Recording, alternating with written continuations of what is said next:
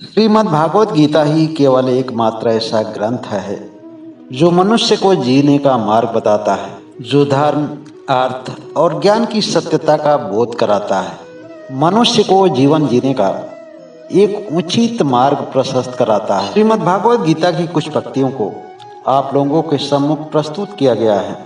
उम्मीद है कि आप सभी लोग इसे ध्यान से सुनकर, इसे अच्छी तरह से समझकर, जरूरत पड़ने पर अपने जीवन में इसका उपयोग कर जीवन को सार्थक बनाने में सफल रहेंगे। भगवान कृष्ण कहते हैं कि किसी भी आदमी को अपने स्वभाव के अनुसार ही कार्य करना चाहिए। उसे अपने जीवन यापन करने के लिए हमेशा ऐसे ही कार्यों का चयन करना चाहिए जो उसके स्वभाव के अनुरूप हो और जिस काम को करने से उसे खुशी मिलती हो, उससे आनंद की प्राप्ति होती हो। मनुष्य को कभी भी अपनी प्रकृति और अपनी क्षमता के हिसाब से काम करना चाहिए।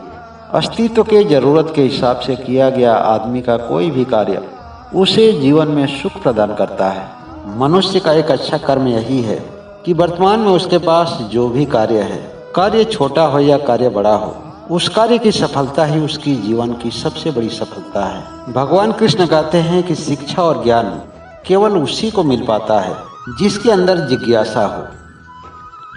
सम्मान और विनयशीलता से सवाल पूछने से ज्ञान मिलता है।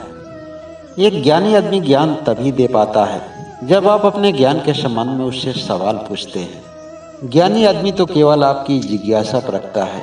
अगर आप जिज्ञासु हैं तो पूरे हृदय के साथ आपको ज्ञान देगा और आप उसके ज्ञान से संतुष्ट भी होंगे।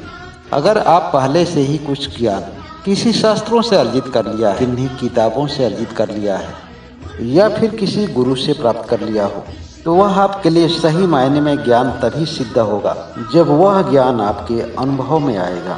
बिना अनुभव का ज्ञान अधूरा होता है और मनुष्य के लिए सबसे बड़ा खतरनाक भी होता है। एक समझदार व्यक्ति की विशेषता यही होती है, वह दूसरे की विशेषताओं को देखकर उससे कुछ सीखता है, न कि उससे तुलना और ईर्ष्या करता है।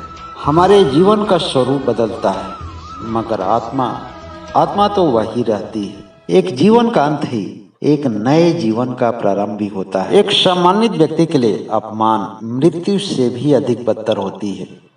जिस समय कोई भी व्यक्ति अपने आप को सम्मानित महसूस करने लगता है, उसी वक्त अपमान उसका साया बनकर, उसका हमसफर बनकर उसके साथ चलने लगता है। जब कोई भी व्यक्ति इस धरती पर जन्म लेता है तो उसके जीवन में कुछ निश्चित हो या ना हो, मगर उसके मृत्यु का समय उसी क्षण निश्चित हो जाता है। परमात्मा और संसार दोनों की विपरीत दिशाएं हैं। जब अपना मुख हम संसार की तरफ करते हैं तो परमात्मा को नहीं देख पाते हैं, और यदि अपना मुख परमात्मा की तरफ करते हैं तो संसार को नहीं देख पाते हैं, क्योंकि दोनों को एक साथ देखना संभव नहीं है। परमात्मा जो सत्य है और शाश्वत है, और जो संसार मिथ्या है, नश्वर है। संसार का सारा आधार ही मिथ्या पर टिका हुआ है। परमात्मा को पाने के लिए हमारे पास दो रास्ते होते हैं। पहला रास्ता कि हम ध्यान को ही प्राप्त हो जाए, और दूसरा रास्ता है कि अपनी आंखों में परमात्मा को ही बसा ले। इस दुनिया के हर चीजों में, हर वस्तुओं में, हर प्राणियों में केवल वही नजर आए। मन की माया संसार का सुख दिखाती है। मन इच्छा और कामना को पूरा करने के लिए रास्ता भी बताता है, और यह एक ऐसा दलदल है जब आदमी एक बार इसमें फंस जाता है तो आजीवन प्रयास करने के बावजूद भी बाहर नहीं निकल पाता है। किसी भी परिस्थिति में किसी दूसरे पर संदेह कभी न करें, क्योंकि यह संस्कार आपका बनता है, किसी और का नहीं। और जब एक बार संदेह का संस्कार बन जाता है तो आप अच्छे कार्यों में भी संदेह करने लगते हैं।